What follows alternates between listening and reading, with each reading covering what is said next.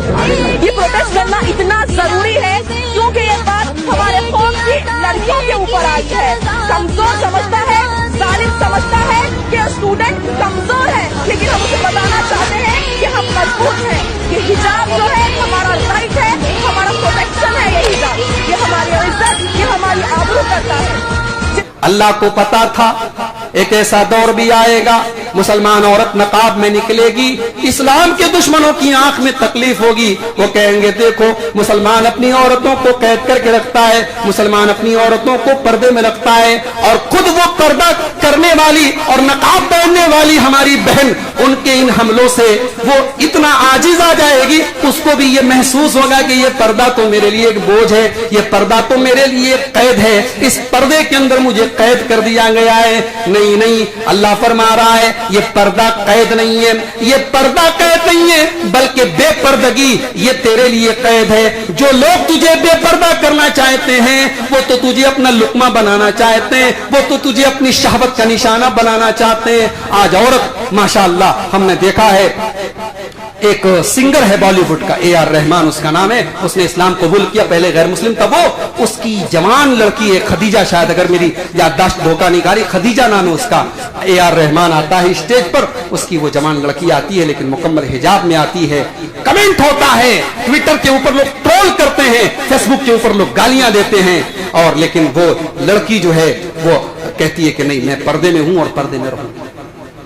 بڑی بڑی یونیورسٹیز میں کتنی ہماری بہنیں جنہوں نے ٹاپ کیا ہے, اور جب ان کو ڈگری لینے کے لیے اور اپنا میڈل لینے کے لیے وہ گئیں تو وہاں پر بھی وہ پردے کے ساتھ گئیں, اور چہرہ تک انہوں نے نہیں کھولا, اور کسی نے ان کو فورس نہیں کیا, اور وہ دنیا کے لیے وہ مثال بنی کہ پردے میں رہ کر کے بھی گولڈ میڈل حاصل کیا جا سکتا ہے. اپنی حیا, اپنی شرم اور اپنی غیرت کے ساتھ ایک مسلمان عورت اس مقام پر پہنچ سکتی ہے. میری بہنوں, یہ پردہ آپ کی ترقی کے راستے میں رکاوٹ نہیں, اگر آپ یہ سمجھتی ہیں تو غلط ہے. یہ پردہ تو آپ کی آئیڈینٹی ہے, آپ کی پہچان ہے. یہ پردہ زمانے میں کہیں چلی جائیں, اے ایم یو چلی جائیں, بی ایچ یو چلی جائیں, جے ایم یو چلی جائیں, یہ پردہ بتائے گا کہ آپ عفت والی ہیں, آپ حیا اور غیرت والی ہیں. آپ نے یونیورسٹی کے اس کھلے ہوئے ماحول میں بھی اپنے پردے سے کمپرومائز نہیں کیا. اسی لیے اللہ نے قرآن میں جہاں پردے کا ذکر کیا وہاں اللہ نے ایک بڑی عجیب بات کہی, ذالک ادنی ان یعرفن فلا یؤذین. یہ پردہ جب تم اوڑھ کر کے اور یہ نقاب پہن کر کے اے مسلمان لڑکیوں جب تم نکلو گی دنیا جان جائے گی یہ مسلمان عورت ہے, یہ پردے والی عورت ہے, اور کسی کی جرت نہیں ہوگی اس کو چھیڑ سکے. آج لوگ کہتے ہیں ارے پردہ وردہ سب غلط بات ہے, انسان کا دل پاک ہونا چاہیے. اصل پردہ دل کا پردہ ہے, دل پاک ہونا چاہیے. میں سوال کرتا ہوں کیا نبی کے صحابہ سے زیادہ پاک صاف کسی کا دل ہے اس امت میں؟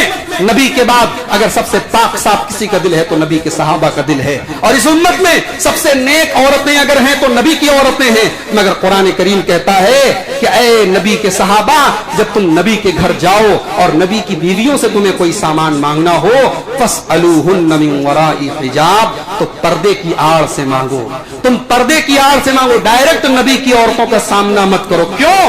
ذالکم اطہر لقلوبکم وقلوبہن, اسی میں تمہارے دل کی بھی صفائی ہے, اسی میں ان کے دل کی بھی صفائی ہے. اسلام یہ کہتا ہے پردہ کرنے کے بعد صفائی ہے, پردہ کے بغیر دل صاف ہو ہی نہیں سکتا ہے. ایک عورت جب بے حیائی کے کپڑے پہن کر کے وہ گھر سے نکلے گی تو ظاہر ہے کہ وہ جذبات کو بھڑکانے کا کام کرے گی, وہ شیطان کا آلہ بنے گی. ہم صرف یہ کہہ کر کے اس کا ڈیفینس نہیں کر سکتے کہ مردوں کی سوچ خراب ہے. ہمیں عورت, ایک مسلمان عورت کو پردے میں نکلنا چاہیے. اللہ کہہ رہا ہے ولا تبرجن تبرج الجاہلیۃ الاولی, اے نبی کی عورتوں تم بناؤ سنگھار کر کے مت نکلا کرو. انما یرید اللہ لیذھب عنکم الرجس اہل البیت ویطہرکم تطہیرا, اے نبی کے اہل بیت, اے نبی کی گھر والیوں, اللہ تعالیٰ یہ احکامات تمہیں اس لیے دے رہا ہے, یہ شکشائیں تمہیں اس لیے دی جا رہی ہیں تاکہ ہر قسم کی گندگی کو تم سے دور کر دیا جائے اور اللہ تعالیٰ تمہیں بالکل پاک اور صاف کر دے. اب آخری حکم سنیے قرآن کریم کی کا گھر کی عورتوں کی اصلاح کے سلسلے میں, وَذْكُرْنَ مَا يُتْلَى فِي بُيُوتِكُنَّ مِنْ آيَاتِ اللَّهِ وَالْحِكْمَةِ, اور اے نبی کی عورتوں تمہارے گھروں میں جو قرآن کی تلاوت ہوتی ہے اور جو نبی کی حدیثیں پڑھی جاتی ہیں. اللہ نے قرآن کا بھی نام لیا اور حکمت کا بھی نام لیا. حکمت کا مطلب حدیث, یعنی مسلمان کے گھر میں قرآن کی تلاوت بھی ڈیلی ہونی چاہیے اور حدیث بھی ڈیلی پڑھی جانی چاہیے. आज हमारे घरों में माशाअल्लाह, यहाँ कम से कम जितने लोग बैठे हैं, हम सब अपने आप को अहले हदीस कहते हैं। मेरे भाइयों, क्या हमारे घर में इत्तेमाम होता है? चलो ठीक है, घर में कुरान की तिलावत अगर हम डायरेक्ट नहीं करते, मोबाइल के जरिए कुरान की तिलावत करें, उसका कुछ तर्जमा और तफसीर सुन लें। घर के अंदर कुछ हदीसें हम फिक्स कर लें कि वो अपने घर की औरतों को हम पढ़ेंगे, पढ़ाएंगे। कुरान कह रहा है कि अपने घर की औरतों को कुरान और सुन्नत की तालीम दो, अपने घर में कुरान और सुन्नत का दर्स दो, तो तब जाकर के तुम्हारे घरों की इस्लाह होगी। तो मेरे भाइयों, नौजवान लड़के अगर आज दीन से दूर हैं तो इसलिए दूर हैं, हमने उनकी तरबियत का कोई इंतजाम नहीं किया। ईमान वाले तो अल्लाह की बारगाह में दुआ करते हैं, रब्बना हब लना मिन अज़वाजिना व ज़ुर्रिय्यातिना कुर्रता आयुन, परवरदिगार तू हमारी बीवियों को और हमारे बच्चों को हमारी आंखों की ठंडक बना दे, वजअलना लिल मुत्तकीन इमामा, और अल्लाह तू हमें मुत्तकियों का इमाम बना दे, तू हमें मुत्तकियों का पेशवा बना दे। अपनी हैसियत घर में ऐसी बना लो मेरे भाइयों कि आप आइडियल बन जाएं। और एक बात और कहना चाहूंगा, लड़कियों को प्यार दो भाइयों। कितने बाप हैं बेटों से बड़ी मोहब्बत से बात करते हैं, बेटियों की तरफ प्यार से देखते भी नहीं। कितनी बेटियां हैं वो बाप से तभी बात करती हैं जब स्कूल की फीस मांगनी है। बाप कभी प्यार से उनको बात तक नहीं करता है। जिस लड़की को घर में कोई प्यार न दे, उसे एक गैर महरम जब चिकनी चुपड़ी बातें करेगा, प्यार और इश्क मोहब्बत की बातें करेगा, बहुत जल्दी उसके ट्रैप का शिकार हो जाएगी। बातें तो हम बड़ी लंबी चौड़ी करते हैं, इस्लाम ने औरत को ये दिया, ये दिया, ये दिया। हमने औरत को क्या दिया? इस्लाम ने बहुत कुछ दिया, लेकिन हमने औरत से बहुत कुछ छीन लिया है मेरे भाई। और जब हमने औरत से बहुत कुछ छीन लिया, तो अब औरत अगर गलत तरीके से वो चीजें हासिल कर रही है तो फिर रोना पीटना मत मचा। आपकी बेटियां अगर हैं तो प्यार दीजिए। जब वो 7 साल की हो तब भी प्यार दीजिए, और जब वो 17 साल की हो जाए तब भी उन्हें मोहब्बत से देखिए मेरे भाई। अम्मा आयशा फरमाती हैं, अल्लाह के नबी की लाडली बेटी हजरत फातिमा ज़हरा जब अल्लाह के नबी से मिलने के लिए आती थी, नबी अकरम अपनी बेटी के इस्तिकबाल में खड़े हो जाते थे और अपनी बेटी का हाथ पकड़ करके चूम लेते थे और अपने बाजू में अपनी सीट पर अपनी जगह अपनी बेटी को बिठाते थे। ये मोहब्बत दी है जनाब मोहम्मद रसूलुल्लाह सल्लल्लाहु अलैहि वसल्लम ने बेटियों को। मेरे भाइयों, बेटियों से प्यार और मोहब्बत से पेश आओ। और ये भी याद रखो, जैसे जैसे जमाना आगे बढ़ेगा, बेटियों की तरबियत मुश्किल होती चली जाएगी। एक तरफ हमें बेटी को पढ़ाना भी है, बेटी को जमाने की गंदी नजरों से बचाना भी है, बेटी को सही गलत की तमीज भी सिखानी है, और फिर बेटी को विदा भी करना है। ये कोई छोटी मोटी बात है? जिस बेटी को हमने मोहब्बत से पाला है, पोसा है, जिसके जिंदगी में सारे शौक और अरमान पूरे किए हैं, आज एक उम्मीद पर कि ये मेरी बेटी को खुश रखेगा। भाई जाहिर है कि कोई गारंटी तो नहीं दे सकता किसी के बारे में, एक उम्मीद होती है, एक आसरा होता है, एक अंदाजा होता है। इंसान अपनी बेटी को विदा करता है। बहुत बड़ी आजमाइश है मेरे भाई, और खास तौर से फितरों के इस दौर में बेटी की परवरिश बहुत बड़ा इम्तिहान है। और इसीलिए जनाब मोहम्मद रसूलुल्लाह सल्लल्लाहु अलैहि वसल्लम ने बेटी की परवरिश पर जन्नत की बशारत दी है। अल्लाह के नबी फरमाते हैं, मन इब्तुलिया मिन हाज़िहिल बनाति शैअन कुन्न लहू सित्रम मिनन नार, जिसको अल्लाह तबारक व तआला बेटी देकर के आजमाए और इस आजमाइश में वो खरा उतर जाए, तो वो बेटी अपने माँ बाप को जहन्नम की आग से बचाने का काम करे। तो परिवार की फिक्र करो मेरे भाई। अपने को नमाजी बना रहे हो तो परिवार को भी नमाजी बनाओ। तहज्जुद के लिए रात में उठते हो तो अपनी अहलिया को भी उठाओ। भाई घूमने जाते हो तो अहलिया को लेके जाते हो, शॉपिंग करने जाते हो तो लेके जाते हो, नमाज पढ़ने के लिए फजर में उठ रहे हो, बीवी को उठाओ, बीवी उठे शौहर को उठाए, नापाके कहे जाओ गुस्ल करो, घरों में मकान ऐसा बनाओ, ज्वाइंट अगर कमरे हैं तो कमरों में अटैच बाथरूम बनाओ, ताकि शादीशुदा लोगों के लिए गुस्ल के मसाइल पैदा न हो, और वो अगर नापाकी का मसला है तो वो दूर हो जाए और फजर की नमाज हो जमात से आकर के पढ़े। ये भी एक प्रैक्टिकल बात है, इस पर भी हमें और आपको नाराज होने की जरूरत नहीं है। लाइफ स्टाइल लोगों का चेंज हो चुका है। अगर आप नए मकान बना रहे अटैच, ठीक है, लेटरिन आप बाहर रखिए, लेकिन बाथरूम आप अटैच बनवाइए, ताकि आपका लड़का शादी के बाद फजर की जमात में शामिल हो, वो नापाकी को बुनियाद बना करके जमात से दूर आए। ये चीजें हैं मेरे भाइयों, इनको हमें और आपको प्रैक्टिकल सोचना पड़ेगा और इन पर गौर करना पड़ेगा, अपनी फैमिली की फिक्र करनी पड़ेगी। एक हदीस सुनाता हूं, वक्त ज्यादा हो रहा है। اللہ کے پیارے نبی فرماتے, نسائی کی روایت ہے, رحم اللہ عمران, اللہ تعالیٰ رحم فرمائے اسی انسان کے اوپر جو رات میں اٹھ کر کے تہجد کی نماز پڑھتا ہے اور اپنی بیوی کو بھی اٹھاتا ہے.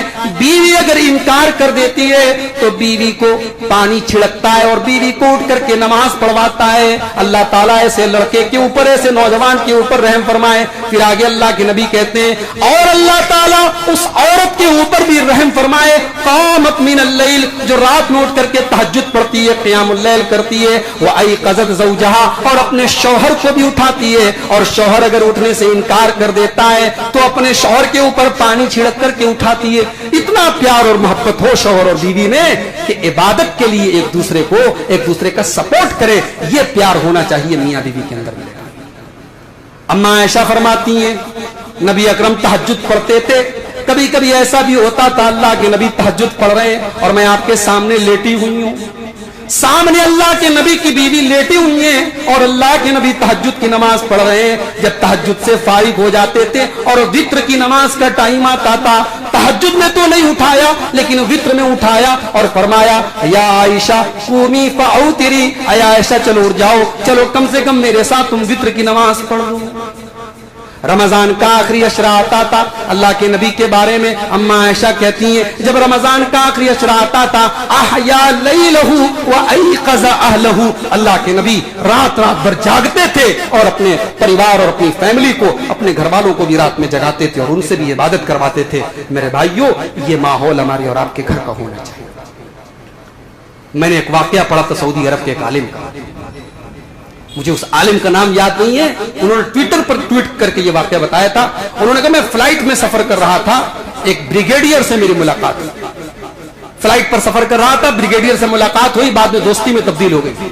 اس بریگیڈیئر کو, جو فوج میں اونچے پوسٹ پر ہے, بریگیڈیئر ہے, اس بریگیڈیئر کو میں نے دیکھا کہ ہر نماز کے ٹائم اس کے پاس کال آتا ہے اور وہ کسی سے بات کرتا ہے اور بس دعا سلام ہوتا ہے اور وہ اتنا کہتا ہے, ہاں میں نے پڑھ لیا, جی ہاں میں نے پڑھ لیا. تو ایک دن میں نے پوچھا کہ بھئی یہ ہر نماز کے ٹائم آپ کے پاس کال آتا ہے, کون ہے؟ کہا یہ میرے والد کا کال ہے, اور میرے والد, ہم 8 بھائی ہیں اور 8 بھائیوں کو ہر نماز کے ٹائم کال کر کے پوچھتے ہیں کہاں ہو, نماز پڑھی ہے کہ نہیں پڑھی, نماز کی فکر کرتے ہیں نماز پڑھی کہ نہیں پڑھی. میرے بھائیوں, نماز پڑھنے والے بہت ہیں مگر اپنے پریوار کے نمازی ہونے کی فکر کرنے والے آج سماج میں کم ہیں. اللہ تعالیٰ نے قرآن میں حضرت اسماعیل کا ذکر کرتے ہوئے فرمایا, وَاذْكُرْ فِي الْكِتَابِ إِسْمَاعِيلَ إِنَّهُ كَانَ صَادِقَ الْوَعْدِ وَكَانَ رَسُولًا نَبِيًّا وَكَانَ يَأْمُرُ أَهْلَهُ بِالصَّلَاةِ. میرا بندہ اسماعیل اپنے گھر والوں کو نماز کی تلقین کرتا تھا, نماز کے لیے اٹھاتا تھا. تو نوجوانوں کے اندر جو دین سے دوری ہے وہ اس لیے بھی ہے کیونکہ گھر کے اندر ہمیں فیملی کی فکر نہیں ہے, تربیت کی کمی ہے میرے بھائی. اور ایک چیز اور ہے کہ ہم دین کے معاملے میں چوزی ہو گئے. دین میں ہمیں جو چیز آسان لگتی ہے ہم لے لیتے ہیں. بھئی بہت سارے لوگ ہیں جمعہ کی نماز میں آتے ہیں, ماشاءاللہ جمعہ میں مسجد پوری بھری رہتی ہے, 5 ٹائم کی نماز میں غائب ہیں, رمضان کا روزہ وہ رکھتے ہیں, اللہ تعالیٰ نے پیسہ دیا تو حج بھی کر لیتے ہیں. تو جہاں ہمیں سہولتیں آسانی ہے وہاں ہم دین پر عمل کر لیتے ہیں, جہاں مشکل لگتا ہے, فجر کی نماز مشکل ہے, ہم چھوڑ دیتے ہیں. ایسا نہیں ہونا چاہیے, یہ یہودیوں کا طریقہ ہے. پورے اسلام میں داخل ہو جاؤ. افتؤمنون ببعض الکتاب وتکفرون ببعض. اے یہودیو, تمہارا یہ طریقہ ہے کہ تم اپنی کتاب کے بعض حصے پر ایمان رکھتے ہو اور بعض کا انکار کرتے ہو. مسلمانوں, تمہارا یہ طریقہ نہیں ہونا چاہیے. ادخلوا فی السلم کافہ, تم اسلام میں پورے کے پورے داخل ہو جاؤ. اگر اسلام کا کوئی حکم ایسا ہے اس پر عمل کر کے آپ کو مشقت آ رہی ہے, پریشانی آ رہی ہے, سماج کا تانا سننا پڑ رہا ہے, تو سن لو بھائی. ہمارے نبی نے تانا سنا ہے, ہمارے نبی نے گالی سنی ہے, ہمارے نبی نے سجدے کی حالت میں اپنی اونٹ پر, اپنی گردن پر اونٹنی کی بچہ دانی اور اونٹنی کی اوجڑی لا کے رکھی گئی. اللہ کے نبی نے یہ تکلیفیں برداشت کی, طائف میں پتھر برداشت کیا آپ نے. تو بھئی دین کی راہ میں نبی نے, صحابہ نے کیا کیا برداشت کیا. اگر ہمیں دین پر چلنے کے لیے کچھ قربانی دینی پڑ جائے, کچھ تانے سننے پڑ جائیں, کچھ سماج میں لوگوں کی باتیں سننی پڑ جائیں, تو دین سے کمپرومائز مت کرو, دین کے معاملے میں سمجھوتا نہ کرو. تو میرے پیارے ساتھیوں, ان سب چیزوں کو جب تک ہم نہیں اپنائیں ہماری اصلاح نہیں ہو سکتی, اور دین سے جو بیزاری ہے وہ دور نہیں ہو سکتی. دین سے بیزاری اس لیے بھی ہے کہ ہمیں جواب دہی کا احساس ہے. हमारे यहाँ कोई एमएलए बन जाए, कोई एमपी बन जाए, वो समझता है मैं स्याह सफेद का मालिक बन गया, कुछ भी कर सकता हूं, कुछ भी खा सकता हूं। आज छोटे मोटे ओहदे मिल जाए, छोटी मोटी जिम्मेदारी मिल जाए, इंसान पागल हो जाता है। हजरत उमर फारूक को देखो, 22 लाख मुरब्बा मील के मालिक है। अरब से लेकर के यूरोप तक हजरत उमर फारूक की हुकूमत चल रही है। रोम के भी वो फरमारवा है, इराक के भी वो फरमारवा है, ईरान भी उनके दौर में फतह हो चुका है।